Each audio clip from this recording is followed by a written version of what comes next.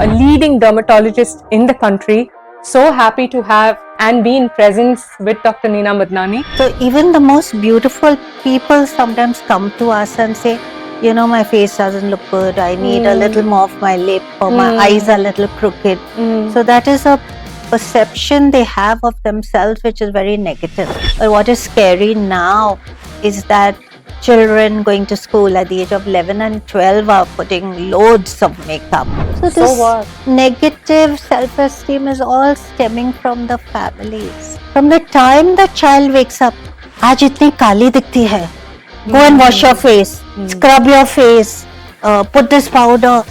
So it's more the internal need of a person to impress somebody or to feel good about themselves. See, people all live in hope. And we have enough people who are giving them false hope. It's like Kareena Kapoor, you think she uses Lux soap? They don't. I would say 80% of women don't know what the vulva is. Okay, and they call it the vagina. So that's how I decided. I thought it's time we wake up this speciality because women are suffering, you know. What do you think are the top 3 skin conditions or lookout?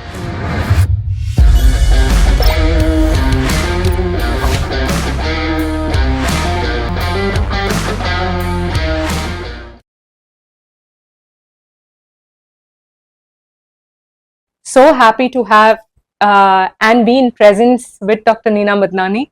Thank you so much, ma'am. Thank you for having us over on a Sunday afternoon and agreeing to engage with us on this project. Thank you. It's my pleasure. It's always been a pleasure interacting with you. And you've been a lovely person in the last 2 decades. So you're welcome anytime. Thank you so much, ma'am.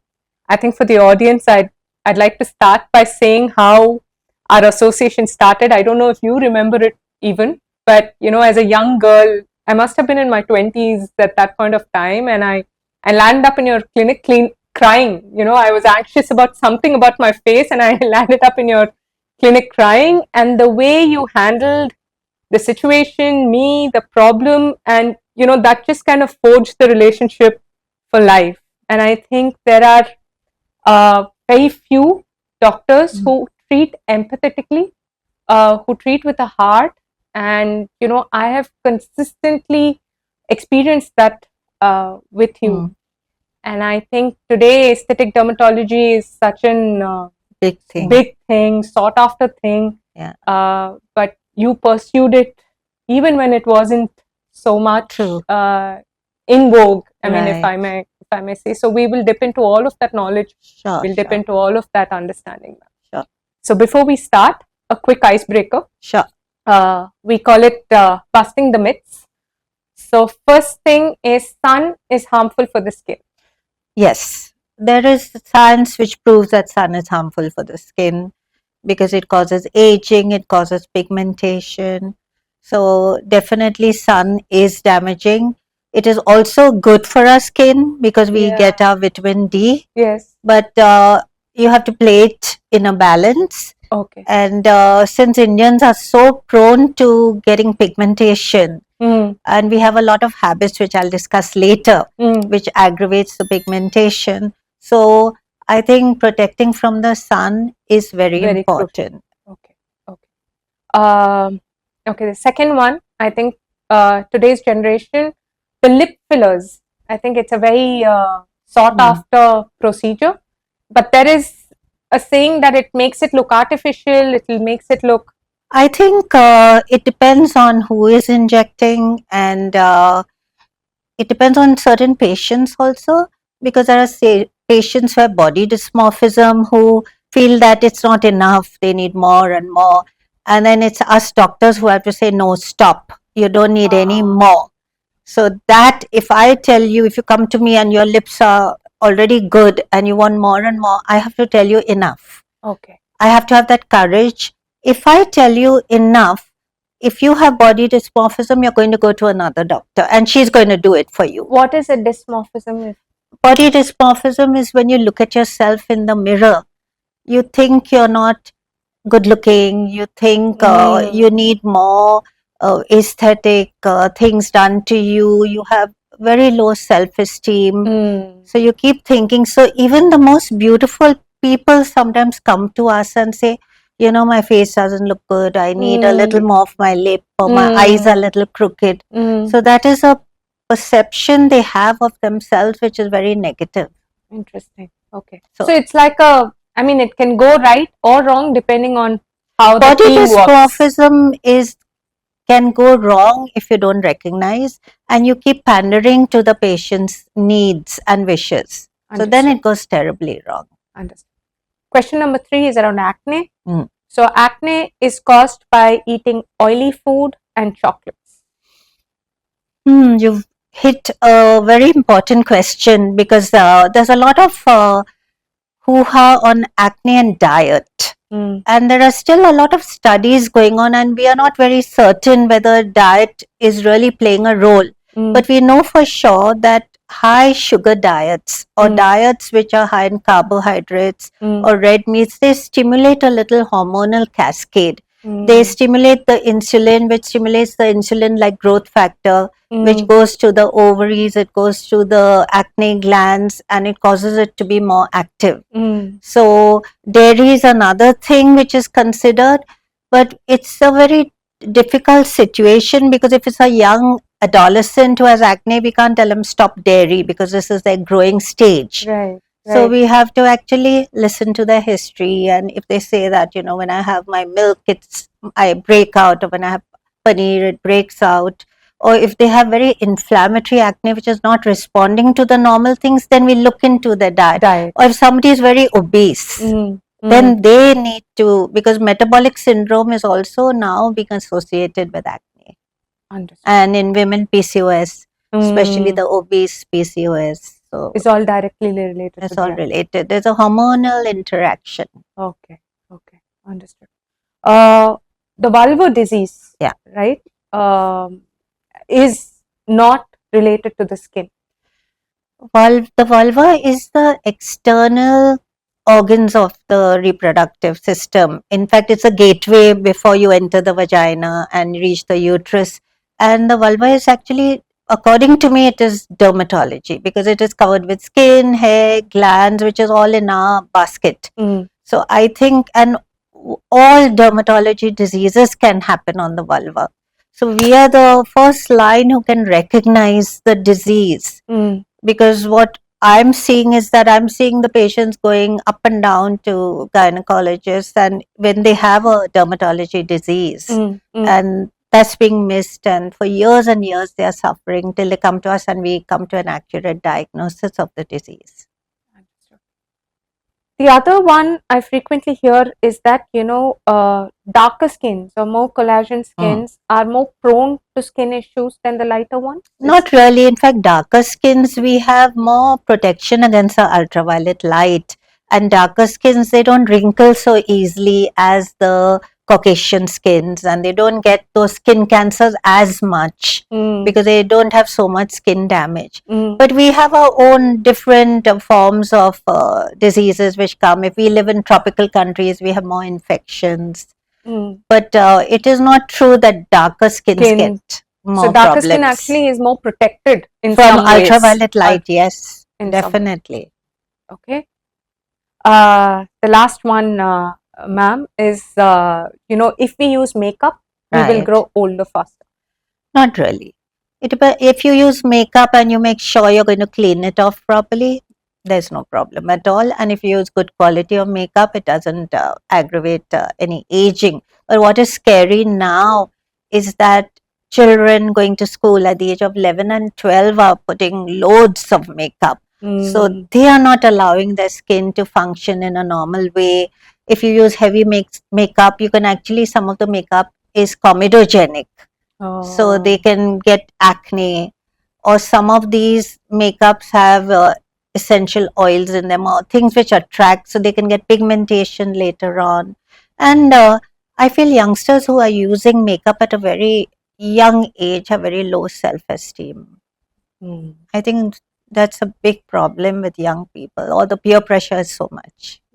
So the skin has to mature a bit for it to... The skin, because the skin in adolescence is changing. It's changing in each decade. And when in adolescence, when you're using a lot of makeup, your glands may be hyperactive. You may be acne prone, but you don't know. So if you're sitting and rubbing in your heavy foundations, which the kids are doing these days, then you can start the acne process much earlier, or you can aggravate an existing acne process. Understood. Thank you so much, ma'am. And so now we'll step into a little bit of your life, how you moved into the medical field. How was your childhood? What are your memories from that space? How did you decide to do medicine? Can you take us through that journey? So I came from a big family. We were 8 sisters and 1 brother. Oh, wow. And I was the youngest. And 2 of my sisters, elder sisters, were doctors. And there was a big age gap between us. But my sister, who was a doctor, she had brainwashed me that never do medicine. It's no life for a girl, and it's horrible. She is an anesthesiologist. And that sort of ingrained into my head. And in the other side, I had this very good best friend, as we used to call them in childhood, whose mother and family had brainwashed her that you must do medicine. So her parents used to keep telling me, you must do medicine. I said, no, my sister said it's horrible. And anyway, to cut a long story short, I got my grades. I got into medical college, but I refused. I went into pharmacy because I was a science student and I needed to do something. Right. So I went into pharmacy, and I remember my friend's mother firing me. She was a Malayali. She fired me. She said, you've done the worst thing. So anyway, I did 2 years of pharmacy and I found it so boring. So then I said, now I came back home and started crying, and I said, I hate pharmacy. And so then we reapplied. At that time, we were very lucky. It was not like how it is now. So I reapplied and I was called for the interview. And for the medical interview. And so I got into the medical college, and the dean told me, he says, you had it 2 years ago, you didn't take it. Why? So I gave him some excuse. But then again, I was so insecure. I went to my pharmacy dean and I told him that I've got into medical. If I don't like it, can I come back to you? And he started laughing and he says, till now, nobody who's gone into medicine has come back to pharmacy. So good luck.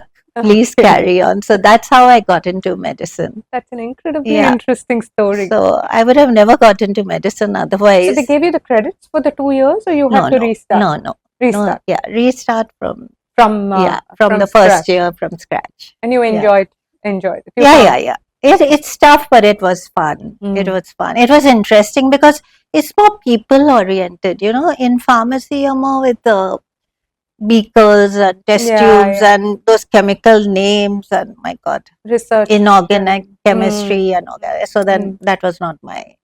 I think I'm more a people person. So medicine was great.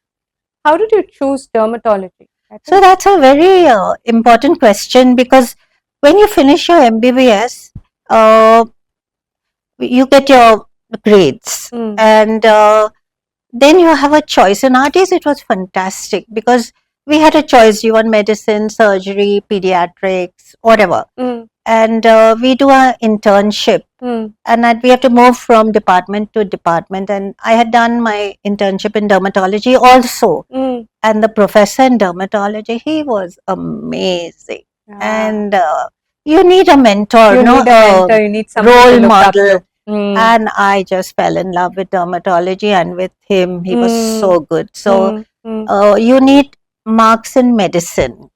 So I remember I got good grades in medicine, and that time dermatology was not a wanted specialty for women, because it was dermatology, leprology, and venereal diseases. There was nothing like aesthetics. So which woman wanted to do venereal diseases, so we had very few women opting for dermatology. So it was not something which was wanted, but I had medicine. I wasn't sure medicine, dermatology, but I remember my colleagues who wanted medicine, they told me, please take dermatology so that seat we get it. And which surely I took dermatology. I told them, don't worry, I took dermatology. That colleague got medicine and now he's a big cardiologist in the US. So whenever we meet, he says, thanks to you. So that's how I got into dermatology. Okay. And one thing that I missed asking you was that is medicine really a 10-year process? See, we do 5.5 years, basic. Then you have to do your post-graduation. Post-graduation is a 3 year. So that's 8.5. Once you leave your post-graduation, nobody's going to start coming to you. Then you work with some doctor or something. So it becomes 10 years before you really sort of. So there's an impatience that builds up in the younger community? Yes and no. The ones who want to still learn, because that's the best time to learn. Best time to go for fellowships and things like that. Once you establish a practice, it's very difficult to go. To keep going. So there are a group of young people who are very motivated. So they'll go, they'll learn, they'll this and that. The other group set up practice, start rolling in the, and everyone now is into aesthetics. Everybody. Right. You know, like I have patients who come for acne and I say, what is your treatment you've done? And they tell me peels. So I said, I've done 4 peels. I said, yeah, but what is your treatment? They said, no treatment. I said, something you must have been prescribed, application. No treatment, just peels. Okay. So this is where the trend is going, you know, and it's not the fault of the doctors, the patients. If they come to me and I say, you know, for your acne, you need this. Doctor, what about peels? What about PRP? What about lasers? What about this? So if you are not offering it to them, they think you're an obsolete. So it's a very difficult situation now, really difficult. Right. And you say those days and these days, right? So you know, it was so nice in those days because you give your exams, you get your grades, and depending on your grades, you get your seats. Oh, okay. That's how your specialization was chosen. That's how I could choose my specialization because I had the marks and that specialization I could choose. Now, even if you have your grades and everything, you have to give another exam, which is a competitive exam, which is a NEET, which is all India. Okay. So, and plus there's so much, you know, allocation for this category and that category. So actually the merit category becomes very small. So you have people from across India vying for those few seats. So even if you get it, you may not get it in Bombay, you may get it somewhere else or anywhere else. So now it's really tough. And for us, even after when we did our post-graduation, we sailed into the, you know, our houseman post, registrar's post, things like that. Because it just went, you did houseman, you get your registrar, then you get your tutor. Now, no, now it's a fight. It's a battle for every position. And it's so sad. It's because of the number of people? Number of people. And wanting it. Numbers are population. And secondly, it's the categories which the government has had, that this category will get 10 seats, this category. So actually the free merit is a very small category. So it's very tough. I mean, I'm amazed when people still get into medicine. And we were lucky because in order to get the best medical training, you must get into the municipal colleges. Right. So your SIN, KM Nair or JJ, which is a government, that gave you the best training. We hardly had any private colleges at that point. But now to get into these is so difficult, and then you have mushrooming of the private colleges. So it's very tough. It's very tough. You were a gold medalist, doctor? So I stood first in my MD exam. So that was nice. Yeah.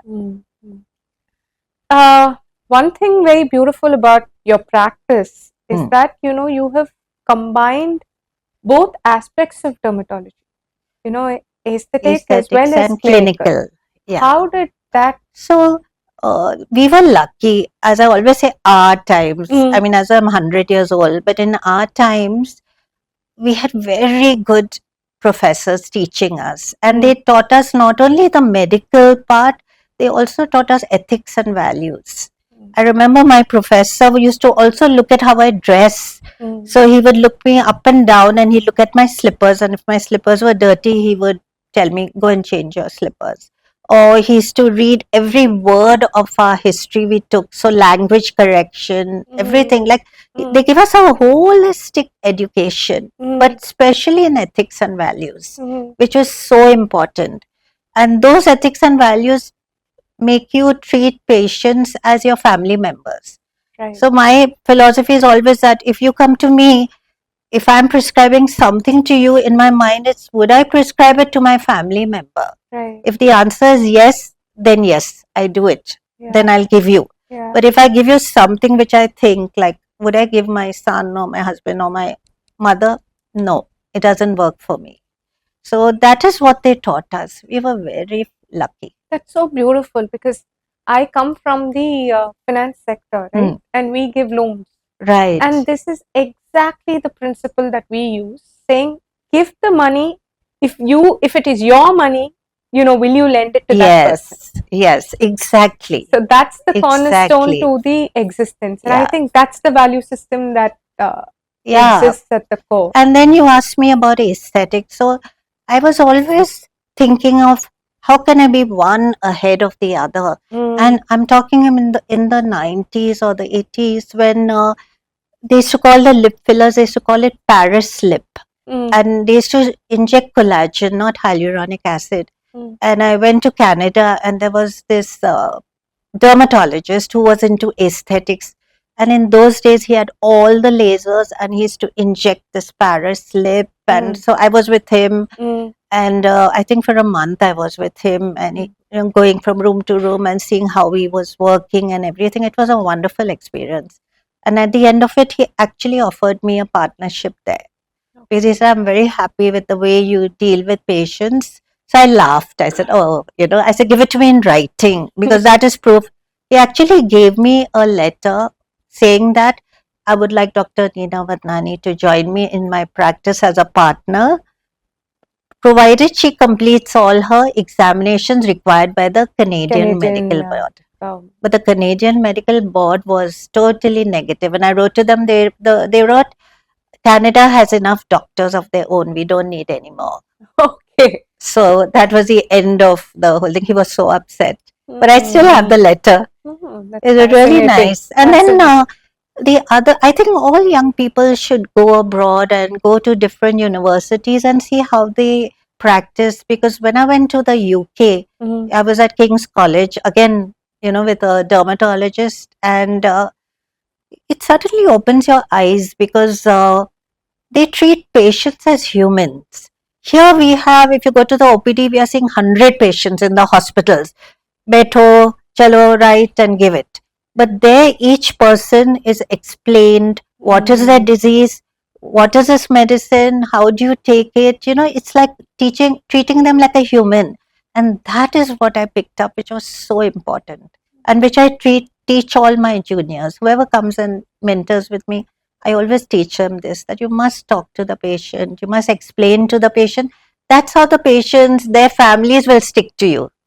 If I give you a prescription and send you off, you won't know, will it work, will it not work. But if I tell you, look, it'll take you 3 months. If it doesn't happen, you come back, we still have something more. You'll wait that 3 months. Right. Otherwise, you'll do 10 days and you'll say not working. Right. So that talking and explaining to the patient, however illiterate or this thing, it's so important, because everyone wants to know. Right. Because now I've reached a stage where patients come second opinion, third opinion, and I always ask them, what was your diagnosis given to you? And they say, we have no diagnosis, we were just given the prescription. So then when I explain to them, what is their condition, then they sort of understand, and then they're more compliant with their treatment and that sort of thing. Yeah. Because then they see it, the empathy. Yeah. They see their doctor cares. So yeah. And she comes from a place where she cares. Yeah. I think exactly. That is the most important.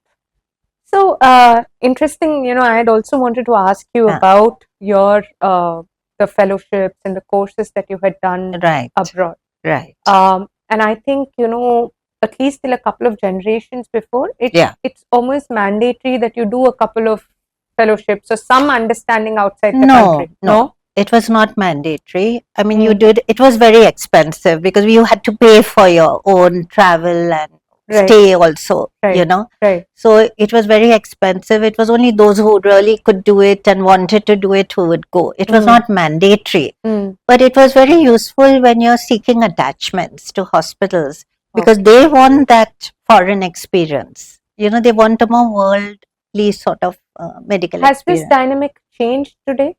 Given the move? Now, actually, the whole dynamics has changed because the lockdown which happened, at least for dermatology, it was fabulous because our organization suddenly woke up and we had fantastic CMEs, programs, all online, so everybody could attend. So at the end of it, I was telling the juniors, I said, none of you have the right not to know your subject because there was so much online and so much education. But I think the younger people, some of them are motivated. At least they attend conferences and all. So a lot of them are motivated to do fellowships. And now what is the advantage is that our dermatology association is tying up with international dermatology bodies. So they can, have these little fellowships open. So Indian dermatologists can go there. So that is a good thing which is happening. Between the associations across the world. Understood. And you yourself, you're a founding member of the Indian Academy for Aesthetics. So we started. So what happened is that we were 4 of us dermatologists. Two were from Bombay and one was from Chennai and one was from Bangalore.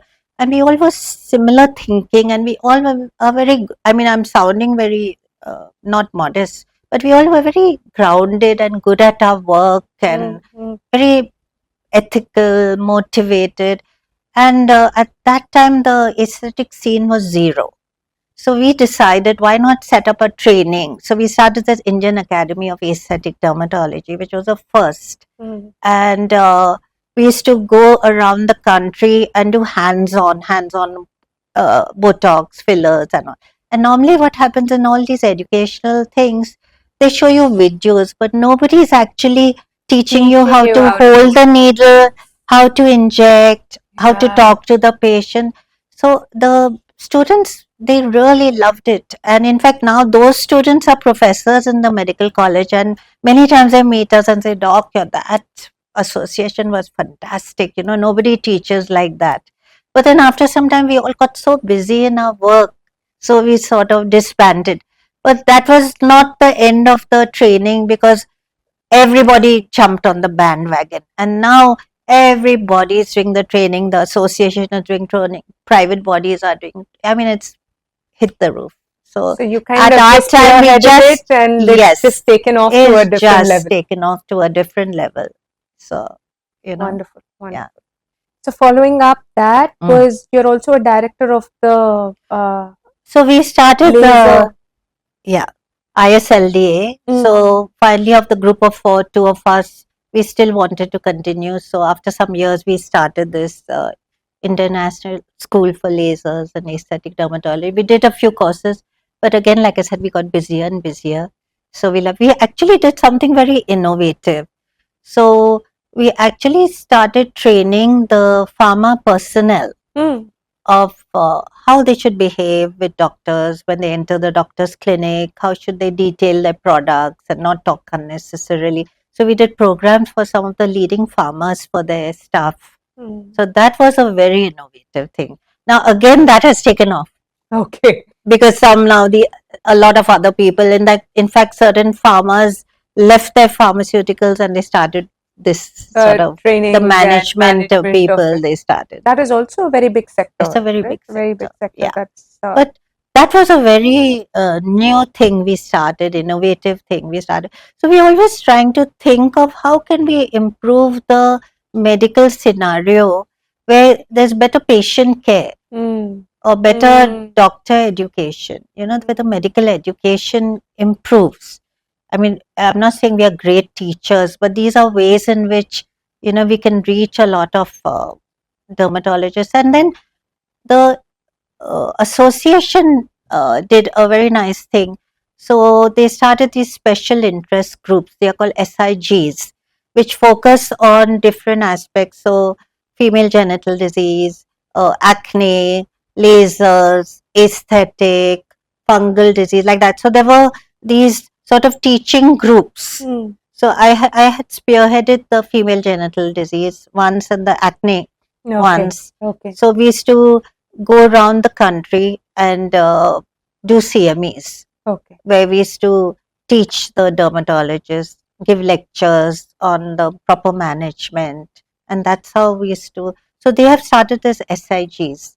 So that is a fantastic thing. What is a CME? What is a Continuing medical education. continuing medical? So we call those CMEs. Okay. So everyone needs to upgrade. Okay. So Understood. we all have to upgrade ourselves. And how do we upgrade ourselves? By attending courses, attending these lectures, and so See, your career very clearly shows whatever you were just telling me, right? This continual urge on one end to improve the community of doctors Right. and training, and at the other end, cover as much as possible for the patient. Like, absolutely, so absolutely. how did that build? I had a very good role model in my sister. So she's no more now, but she was a social worker. Oh. And she started a career in KEM, very dedicated social worker. And then she became head of social work at TIS. Okay. And then at some point, she was also the dean for some time. And she was in all the WHO programs and the HIV programs. And she was very motivated. And she was like constantly, upgrading herself and going across and teaching and all. So she was my role model. So I think I got the drive from her, Vimla Natkarni. So when she expired a few years ago, oh my God, the whole social work community, what a goodbye they gave her. Because they really valued what she contributed to the. Sorry. Yeah, so that was, so she was my career role model. Yeah. So now I'm going to come into some of the core dermatology elements.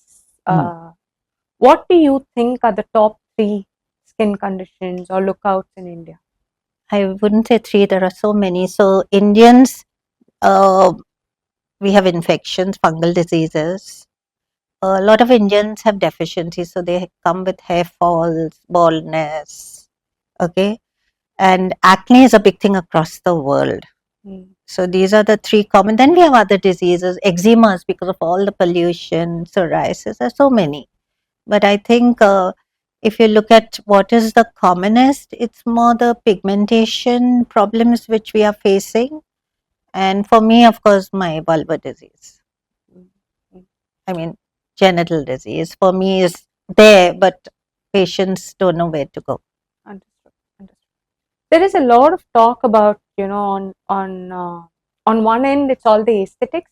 On the other end is about exercise, nutrition, keeping your gut clean, and all of that. So where does these two worlds meet? So now there's a lot of research going on in the interaction between the brain, gut, and skin. So like stress is one of the factors. So in the gut we have good bacteria which protect us. So when you are stressed, the brain sends the message to the gut and the lining gets irritated. We have the bad bacteria which produce toxins. Then that goes into the circulation, it reaches the skin and causes the skin to have skin diseases or aggravates the skin. So there's a lot of that. Now, second thing, there's a lot of, so talking about the gut bacteria, we are talking about probiotics, prebiotics and probiotics, because we are trying to normalize the gut to reduce the inflammation. Because a lot of skin diseases are also connected with inflammatory bowel disease. So there's a lot of talk, but the only thing which is not foolproof now is if you're going to pop in probiotics and expect your disease to settle. Because 2 things. One, those probiotics are very expensive. And second thing is that the science is still not 100% that, this works with this. So it's for want of better things to do, doctors add on the probiotics, to the treatment. So gut is becoming very, very important in health. Full health, the full body health. Gut has become very important. And exercise plays a role? Exercise to us plays an important role because, at least for dermatology, a lot of dermatology diseases are associated with metabolic diseases. So especially now we are seeing obese people having more skin problems. So, and insulin resistant, giving us acne and PCOS. So, exercise is very important in terms of balancing the whole body, improving your circulation, improving your neuronal connections, calming down, because you have your good hormones which are secreted when you're, so it's also relaxation. So exercise is, I think, in every aspect, every doctor will agree that exercise is a very important part. and it's a body disciplining. You strengthen your muscles, your vitamin, your bones become stronger. So all through life, exercise is very important. And I think the skin is very closely related to the hormones. Very, very closely related to the hormones. And I mean, all the hormones, you can look at thyroid also. And in adolescence, when your male hormones start, your female hormones start. In menopause, when your hormones reduce. So all through your life, hormones play a big role. Okay. So what can a common man do to preempt or protect, or what is in our hormones hands? are concerned. No, see, we must remember that a lot of diseases are genetic. So I always fool with my patients. I say, next time, please change your parents because it's genetic. Because they say, how can I get rid of this disease? So you can't. It's genetic. So what you can do is live the healthiest life you can. So if you want to reduce your inflammation, eat healthy food, eat antioxidants, eat nothing which is very inflammatory, all this heavily fried food, sweet foods, all that you reduce. I think our best diet was our roti sabzi dal. I mean, our Indian diet was the best. Now you see in all communities, what do you have for dinner? Even Gujaratis used to have lovely thali with that. Yeah. Well, I asked the kids, what do you eat? Pizza, pasta. I said, where did your roti, sabzi, dal go? They said, no, now we don't eat. Now it's only this. So a whole, even in India, at least in the urban population, the whole diet has changed. Who used to, in our time, going out was a celebration on a birthday or something. Now you're going out every day. You're ordering from out every day. So it's changed in urban populations. Even in the rural population, now you see Peppies, Lays, things like that. All those 5 rupees when you are driving in the villages, it's still those 5 rupee packs which have all those preservatives and everything. So it's changing. The whole landscape is changing. And that's why possibly with the stress levels, what about all the pesticides, the chemicals in our food? We don't know what we are eating. The sea is so contaminated. So what we are putting in, so you'll see that things are changing in the health of people. So what we can do is live the best we have to eat life. Well, choose well, sleep properly at night, have your good sleep so that the body recovers, the body heals, exercise and all of that. Right. Which I think translates to all our medical specialties. Right. Even a cardiologist will tell you the same thing. Everybody will tell you the same thing. And of course, smoking and alcohol. These are the two big no's. Especially in our skin diseases. Certain skin diseases. So there's a very, very bad skin disease called hidradenitis suppurativa, which is related again to the follicles. It's got a gene involved, but your follicles in the folds, they get inflamed, you get abscesses, I mean, it's a major problem for the patients. And smoking is an absolute no-no for them because they found a relationship with smoking. So smoking is something which we tell everybody, that's something. Stay away. Yeah, stay away. So we live in the world of reels and Google as a doctor also. That I'll come to later. Yeah. But from the real world, there is this rice flour that can give you Korean skin. There are the banana peels that can take away your under eye darkness. See, people all live in hope. Okay. And we have enough people who are giving them false hope. Okay. First of all, this madness about Korean skin. How can an Indian who genetically has a thicker skin, larger pores, different structure, how can it ever be the thin, translucent Korean skin? That is first. Second thing is that the products which are made for Korean skins, which are more gentle, which don't have to deal with this greasiness, as for, they are not going to work on us. So actually, what people are feeling the good is that the feel good of, how it feels on the skin, the smell, the aromas, how they spread, the spreadability. So that is what is impressing them. But they are, according to us dermatologists, they are wasting their money. Okay. Now, what happens is, again, how much are you pandering to your patients? If I have patients who say no dog, but I want Korean, I'll say, okay, then I will also say, okay, use this Korean, because I don't want to disappoint the patient. But I don't believe in that. If I don't think it works, it doesn't work.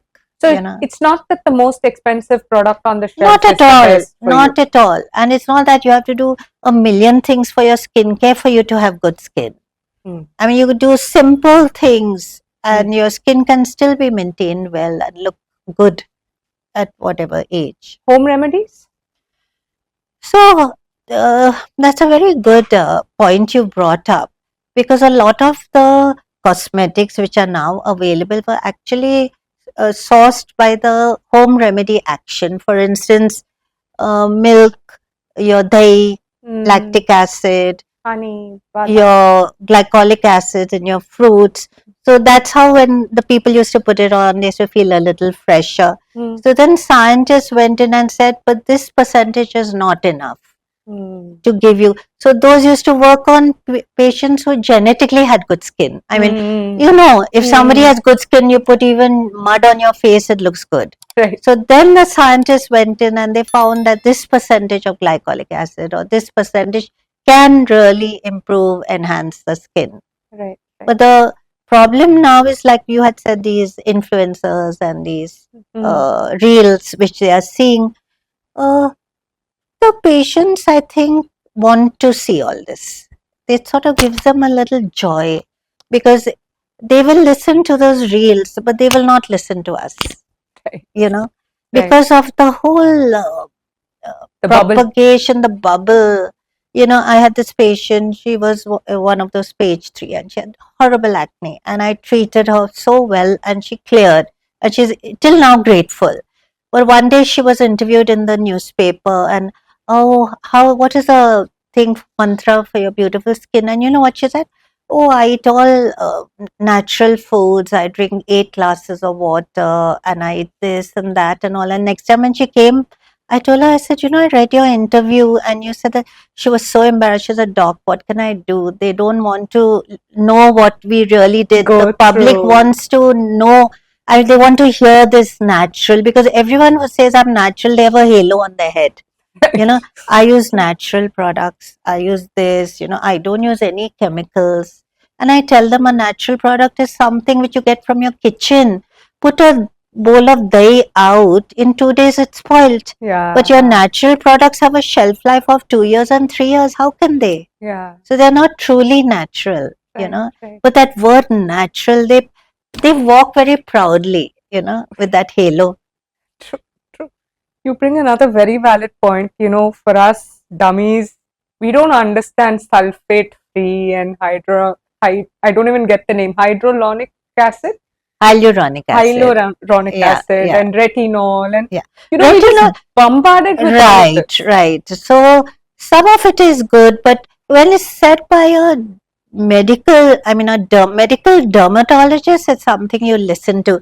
But when it's like an influencer or somebody who's used it, who has no medical or dermatology, that is somebody, of course, you don't listen to. But that somebody has 1 million followers, does her makeup so well that she looks so gorgeous, and now makeup is so fabulous. You can make anyone look like $1 million.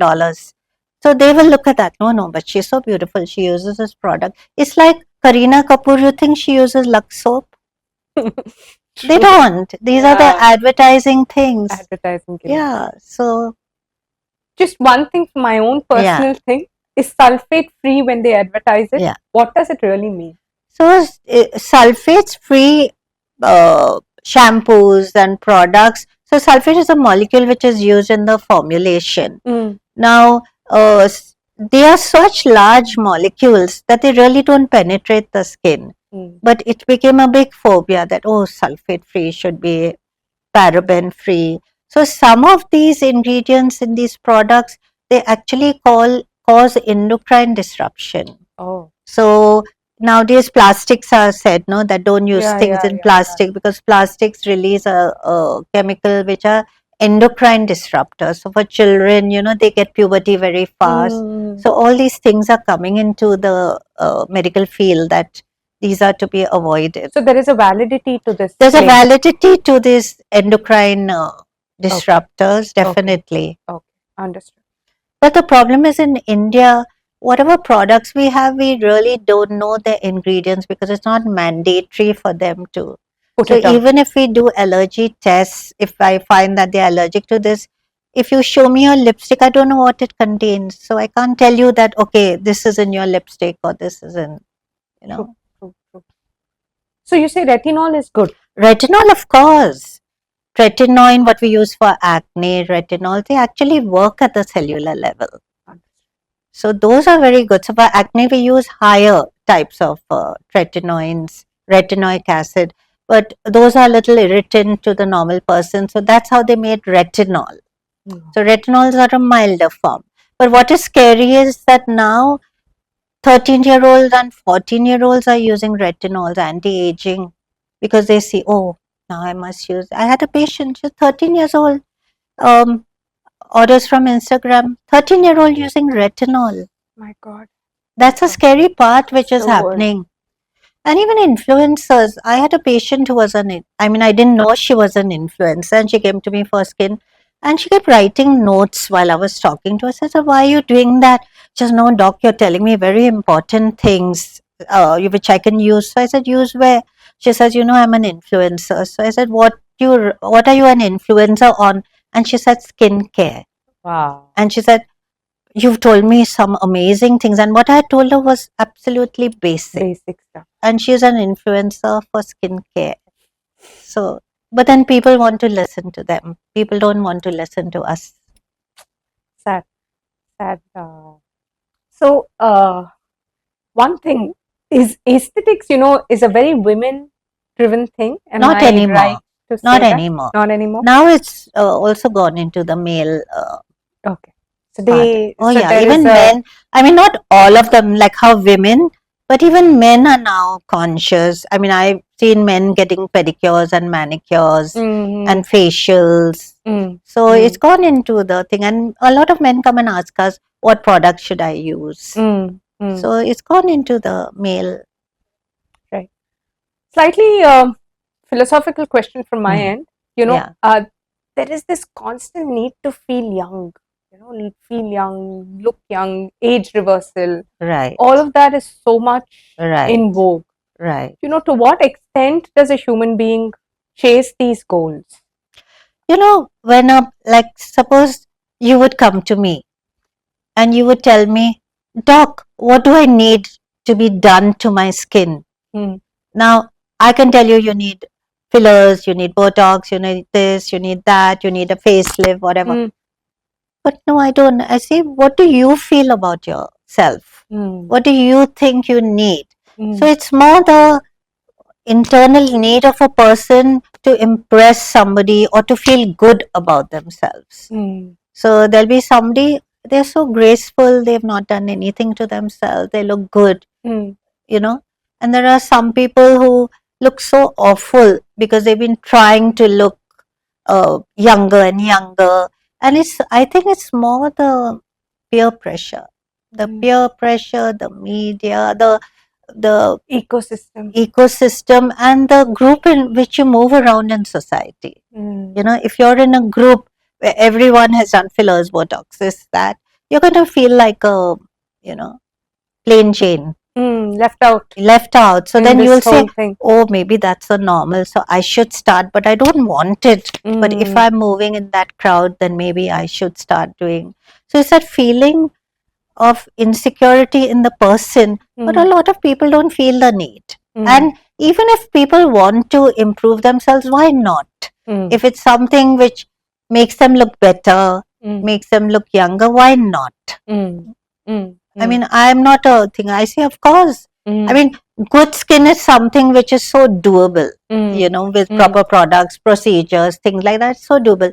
And a little filler here, a little there, Botox and all. Why not? But there's a limit to where it goes, after a particular age. And that's why the plastic surgeons get very upset, because they say they need facelifts. You can't keep puffing them up with fillers and threads and things like that. But patients don't want surgery. Right. They want to postpone it. Right. Yeah. Wow. It's a very it's big, a very complex world. Yeah. It's a very complex world.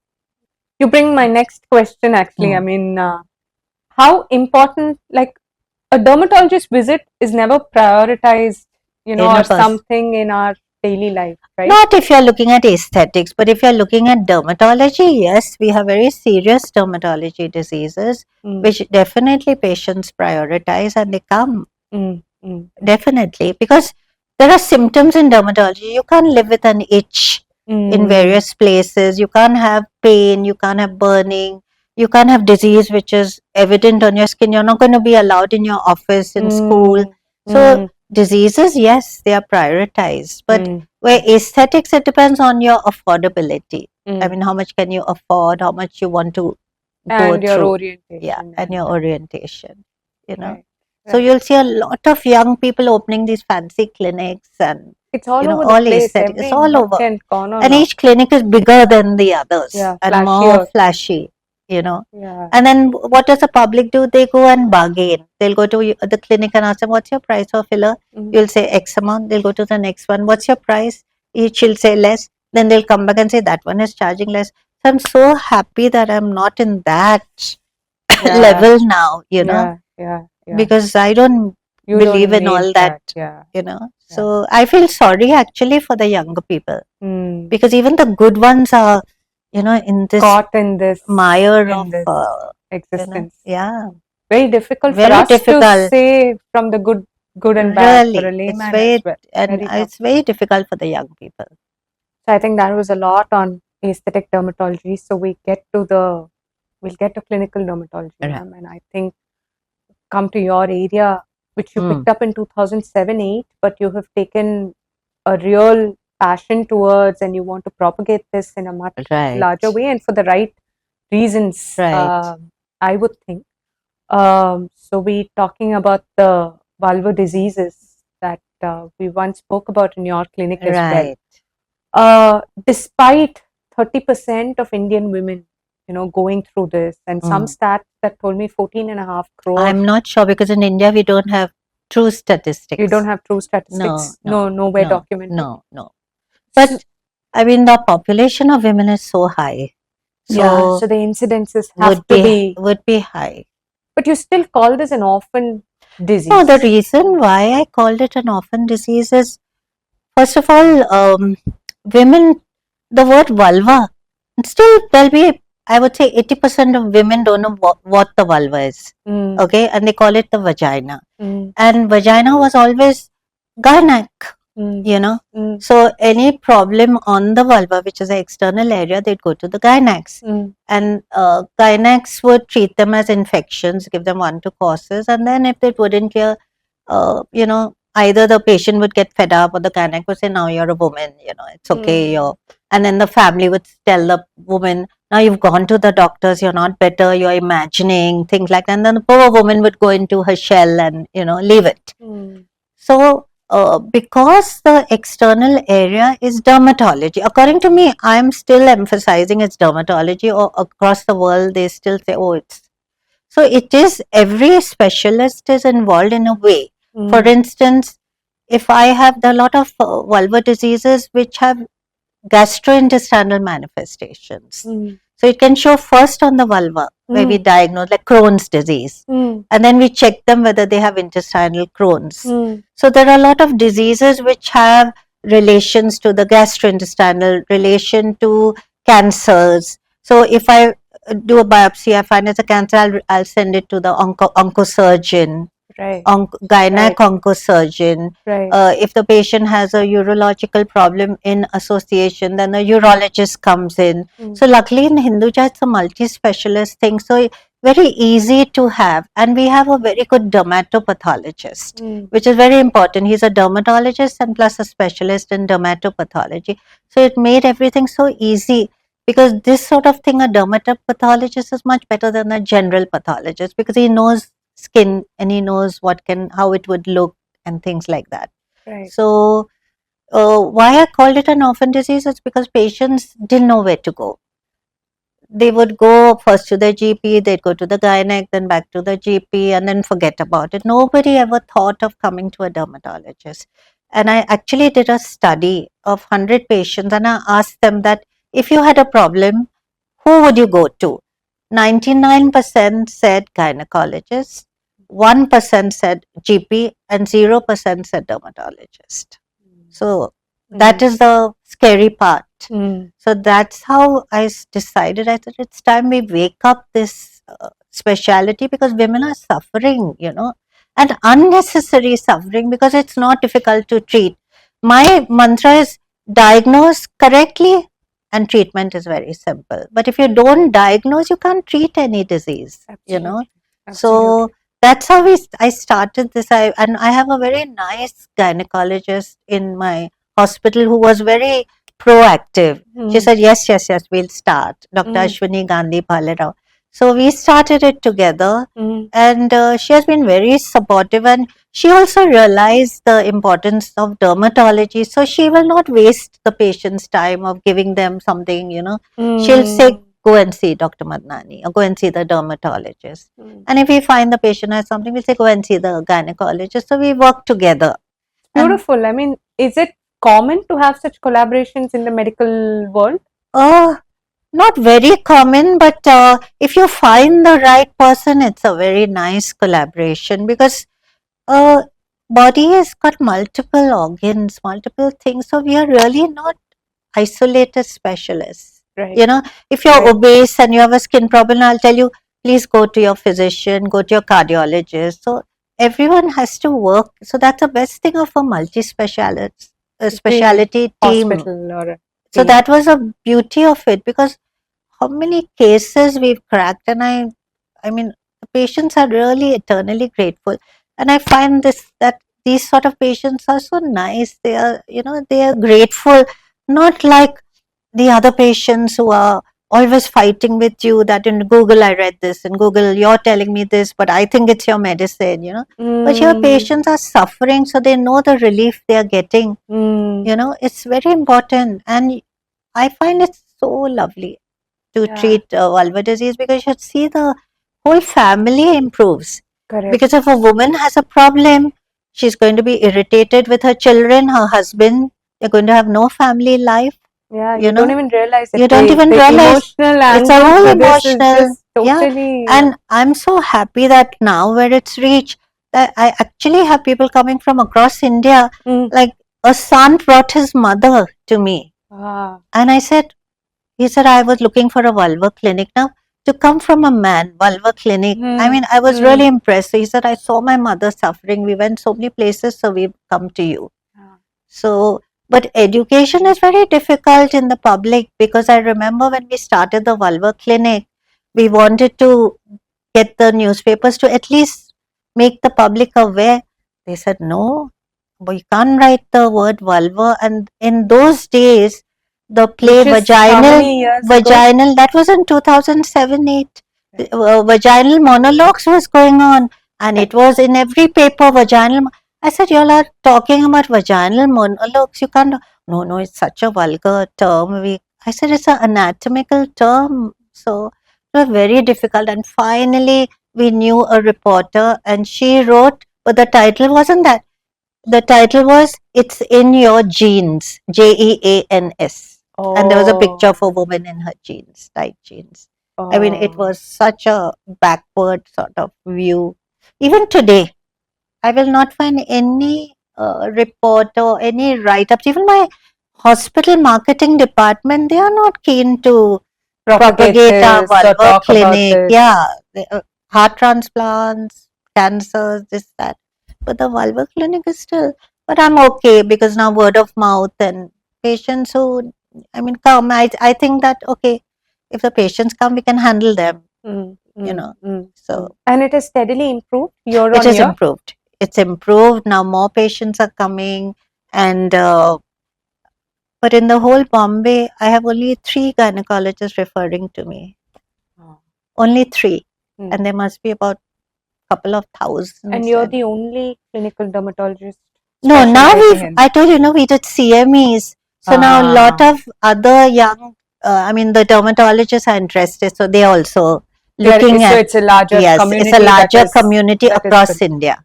Okay. It's okay. across India woken up. That's how the fantastic. Dermatology Association, when they started the SIG, they told me, you started because you have started this movement. And then they even awarded me an oration for my work in vulvar disease, And then I got an oration from the Canadian Dermatology Society on my work in India for vulvar disease. So slowly, like at least the medical community is recognizing.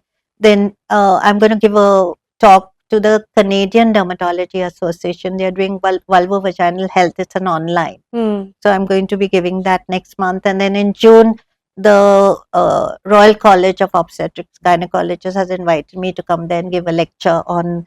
Now it's a big thing is colored skin. Yeah, so you've vulvar written a disease book. and color. So I must tell you that was something which was frustrating me for so long because I have joined the International Society of the Study of Vulva, which is a group, and I used to keep telling them that y'all are showing white skins, y'all are not showing the colored skins, and nobody would pay attention. And then I think in just before the lockdown, I attended the American Academy and there was a session on vulvar disease by the ISSVD, and I attended it, and they showed not a single picture of in colored skin, not a single. And then at the end of it, they all said, oh, we've had such a wonderful program, and I'm sure everyone has learned a lot. And does anyone have any comments? I got up. So I got up because I said, it was a great session, but I just want to bring it to your notice that we are in New Orleans, which has colored people. And I said, not a single picture you have shown of vulvar disease and colored skin. I can challenge you that if I show you my pictures, you will not be able to diagnose even a single one because they look so different. So they said, oh, okay, we'll look into it. And yes, thank you for your comments and all. And then the years went by. Now, suddenly, in the last 4 years, equity, diversity, inclusion, all these, the American terms. So they had in one of their conferences a session where they invited me to be one of the panelists on equity. So I said, in India, we've always had equity, diversity, inclusion. I said, we work in municipal hospital. We are giving free treatment to the patients.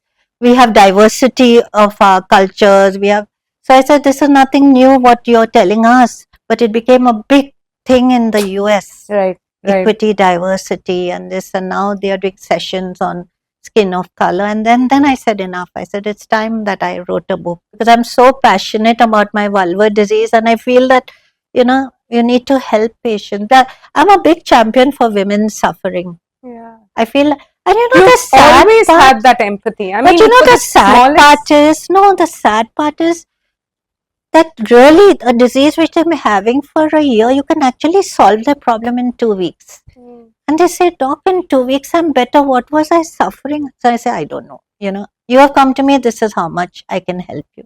I mean, we have so many stories like that. So many stories. I can just This other lady, she actually had an ulcer, and she wouldn't get the gynac to touch her because gynac, so luckily my room was across, so the nurse told her, why don't you go to Dr. Madnani? She came to me and I made her sit and I examined her and all. And I told her, see, I need to take a little sample. And the funny part was, this poor lady was limping into the room. So I said, there's something wrong with her leg. So taking her history, and she allowed me to do a biopsy. And then I said, we better get x-rays done of your whole thing. And she gave me a big history. Long story short, she had a disease of her whole system, multi-system disease, which we picked up from the vulva. And why she was limping? Because that disease had affected her bones. She had no teeth. And I was wondering, why does she have no teeth? It had affected the bone of her maxilla, her mandible, everything. We treated her. It's actually like a cancer. We treated her with an oncologist and everything. She's fine. Her son became a doctor. So these are all those lovely stories which I love. He's a GP now, so she's fine. I mean, they say, doc, anytime you want us to talk on TV also we will come. You know, because we are so grateful for the whole thing. Of course, there may be cases I've not helped or things like that, but at least you feel if you help a bulk of patients in this area, which is, women are so shy, they are not going to come to you and tell you, and when they come, you better listen. Yeah, and identify it quickly. And identify it quickly and give them a relief. Right. That is the thing. That is all the passion for this. So there is a lot, I mean, in the commercial space also, that's picking up on the hygiene, you know. So vulva hygiene is a big thing. In fact, that was the big topic of discussion. But actually, vulva hygiene is not something difficult, because it's people. Indians are obsessed with vulva hygiene. They're too obsessed. So they don't require all these special washes and things like that. We say just water and dab yourself dry. It's the moisture which is actually a problem, not a single one. So thank you so much. I think that was very informative and eye-opening in many ways. Yeah. So ma'am, you know, given the kind of patients you see, given the kind of, you're exposed to a lot of uncomfortable situations, sites, all of that, right? Right. So mental strength, is tough. Is very tough. Very I think tough. for any doctor, because you keep facing. It's actually it's tough and it's not tough. It's tough only when you get unreasonable patients, patients who are not willing to listen to you, patients who object to everything you say, but they still want to come to you. You know, then it's a very toxic situation, you know, where when the patient is coming, when you see the name of the patient, you say, oh God, now there's going to be a long conversation going round and round, and that whole day sort of goes. But otherwise, I think all of us love our subject. So, and we enjoy that. If you enjoy your subject and you enjoy your work, it's really not that bad. And cutting off and removing yourself from the situation, not getting emotionally. That I think we learn over time. We learn over time. It's not that we become hard-hearted, but we learn that, okay, this is going to happen, you know. So you know it clinically. So yeah, you see it more objectively. Yeah, we see it more objectively. And then, you know, you come back to a family who's fully supporting. Like, I'm so blessed because my husband and my son, they have been with me, and my in-laws, they have been wonderful. I mean, they have never, you know, pulled me back for anything. They've given me my space and they've encouraged and everything. So I think if you have your family backing you, it's the best thing ever. So that's very fortunate. Understand. How does the patient in this world find the right doctor? How is... So there are two ways in which patients come to doctors. One is doctors advertise, or they see these fancy clinics and they think, oh my God, this doctor is very good. He's made so much money. He's got a huge clinic. He can afford it and all. So they get taken in by the hype of a large place and a clinic. The second way, which is more positive way, is word of mouth. So if you've gone to somebody and you've had a good experience, then if you'll tell your friend, you know, if she says, I've got this problem, you say, why don't you meet this doctor? Because I've been to her, my uncle has been to her. So the word of mouth is actually the best way. But for us in those days, we were happy with word of mouth because we were not desperate to pay these hefty bills of clinics and stuff like that. But now what is happening, when you open these big clinics, either you have a sugar daddy you have a very rich family, parents, or you're taking loans from the bank and you're counting the amount you have to pay, so you have to make quick money. So if you're sensible and you don't get taken in by that, then I think by and large, I'm not saying that these big clinics have bad doctors, but generally word of mouth recommendation is the best way. And if you stick to your ethics, values, principles, Right. and do the right diagnosis Right. and treatment, Right. you can grow and survive. You can in the grow, industry. you can, and if you keep yourself academically up to date, what is the latest drug? How can I help why do I need to know the latest drug? I need to know the latest drug because that's an option I can give my patient, to clear. Or if the cancer drug is new, or now there's Monjaro, the diabetes, weight losing, I must know what are the side effects of the drug. Because that patient who's on Monjaro may come with emaciated cheeks or some problem. So we have to be up to date. So if you're keeping yourself up to date, and if you're lucky, of course, like you say, providence, everything matters, then I think, but it's just this push to make money fast. That's the push. Yeah. Being a woman, have you ever faced any challenge in your No gender discrimination. No gender discrimination. I had, because my professor was so fantastic. He was like my protector. Never. No gender discrimination. I'm happy to say that. That is Because so I'm lovely asked to a hear. question like this always. I'm always asked for this question. Right. Never. Right. I mean, I can't think of a single time That's a VWP moment. Yeah. I mean, I feel really good. Yeah, never. Gender discrimination, never in my profession. Never. Yeah. Any time you felt very challenged? What was your most challenging moment? In my life, personal life? Personal, professional? Oh, my personal life, my most challenging moment was when my back problem, because 10 years into my practice, I had a very bad back problem, which I had to constantly be in bed, out of bed. So I lost those important 5 years of my life where I could have, so whatever I'm doing now is 5-10 years behind. Right. I could have done all this before. Right. So if you're physically unfit or you have some physical problem, then nothing. But the nice part of it was, I remember I was in bed. I had a very bad back. The doctor told me you cannot get up. So the patients would call me and say, "Doc," but I said, "I'm completely in bed. I cannot move." "Doc, never mind. We'll come still and we'll come and see you. You just treat us."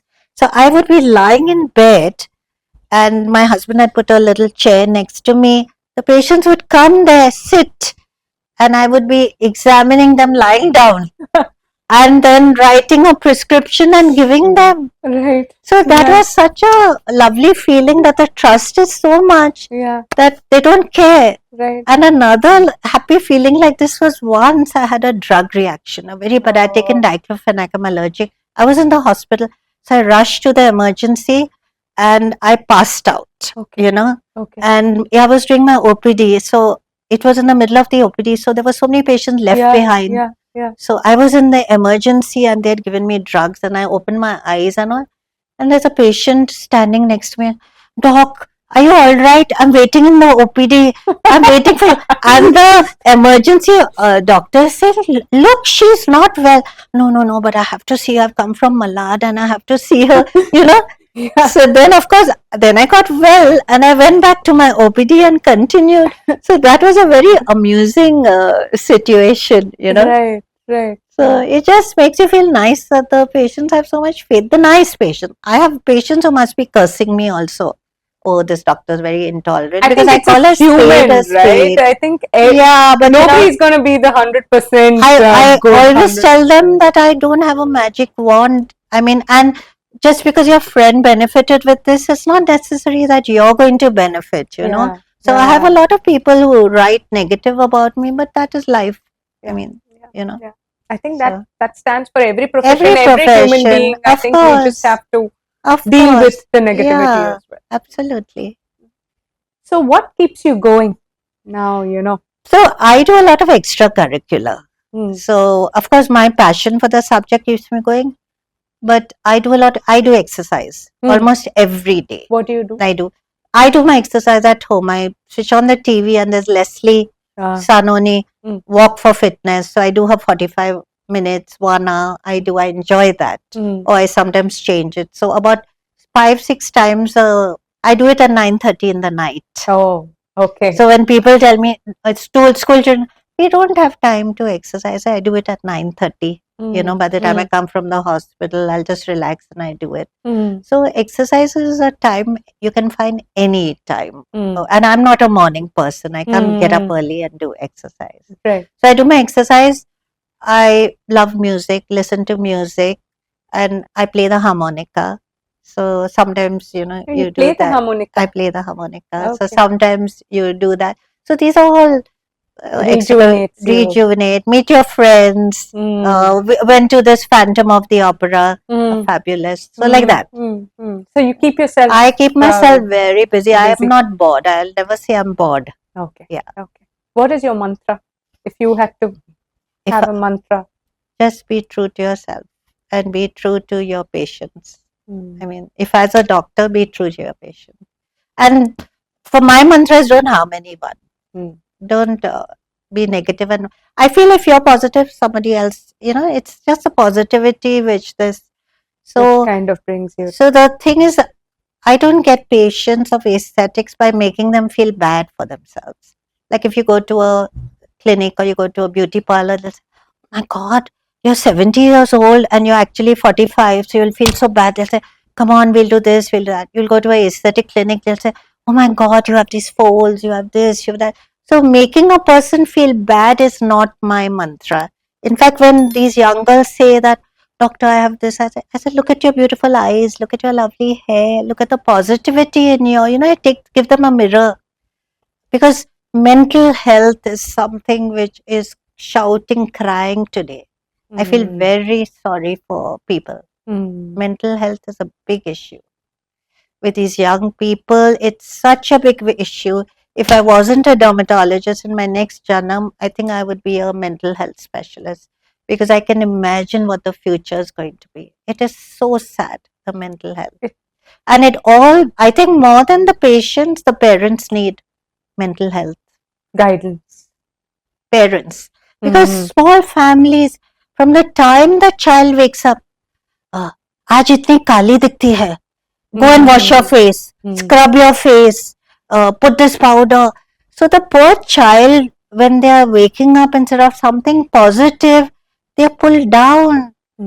So the child goes to school with such a negative thing, So there's self-esteem right from young, and we are in joint family. So even if the mother, father are not negative, your sisters-in-laws, उसकी बेटी इतनी गोरी है, आपकी इतनी काली है, this pigment, Gori Kali. We've lived in this world. Oh my God. Yeah. It's a sad thing. And parents abroad, उसकी शादी कैसे होगी? It's like, So now when I find guys who come in and they say, doctor, I'm so dark, can I become fair? I rejoice inside. I say, I'm so happy because you all have been harassing the women that you're rejected, you're not fair, you have bad skin, you have this. Now face the whole thing yourself, It's the trauma which women go through in India it's very sad, Yeah. So this fairness it's a disease. And it will never go. For 40 it will never but go. At least it gets called out today. It's getting Hardly, called out today. Hardly. You come and one day sit in my clinic and see the mothers and fathers. Oh my God. Oh my God. It's so sad. Pimples. Next morning the mother will be examining like this. Aaj ye pimple aaya. Ye pimple aaya. No, the pimples are part of your teenage. She's taking treatment. If 1-2 pimples come, so this what? negative self-esteem is all stemming from the families. I'm telling you. Yes, Instagram, media, everything, but it's the families. They need counseling. They need help. The family. And we have very few counselors. We have such few psychiatrists. I think that's another industry for another discussion. You should have a discussion, it's like really. another my mushrooming field like the aesthetic Absolutely. dermatology. And there are very few. Yeah, very few good ones. Very few good ones. Good ones. So if today you had to, tell your younger self, what would you tell her? The gold medalist setting out to do dermatology, what will you tell her today? I'll say the same thing, that be the best version of yourself. Keep on innovating, move with the times, otherwise you're going to be left behind. And again, don't be negative. I think my mother was the most positive person, and she always taught us the positive part. So two people I give a mental salute to: my mother, every time with a positive attitude, and second is my professor. Every time I crack a case, I salute him, because he taught. And he changed he changed your life. He changed my life. In fact, when we got married, we had a registered marriage. He was a witness. And he came exactly at 5 o'clock, and we landed at 5:05. He was so perfectionist. He was wonderful, really. We all surrounded by wonderful people. It's just if you meet such people, yes. Meet such people. I mean, it's in the world when you meet. I believe in that. Yeah. In a group, you'll meet a lot of people, but there'll be one person who you relate to, and then that forges a friendship which goes on for a long time. Yeah. Thank you, doctor. You've been with me for 20 years, so thank you. Thank you so much for giving me the opportunity. I enjoyed your questioning. Absolutely benefited, and it was most beautiful. And thank you so much. Thank you very much. Thank you so much for listening to yet another wonderful episode from VWP. It gives us enormous pleasure to create this content for you. If you enjoyed listening to the conversation, please hit the subscribe button and do let us know your favorite moments from the conversation. We would also love to hear if you have any guest recommendations for us. Of course, please don't miss our shorts section where we have our favorite moments compiled in bite-sized formats for you. So keep listening, keep growing, and do subscribe to the We Women Project. This is your host, signing off. Thank you.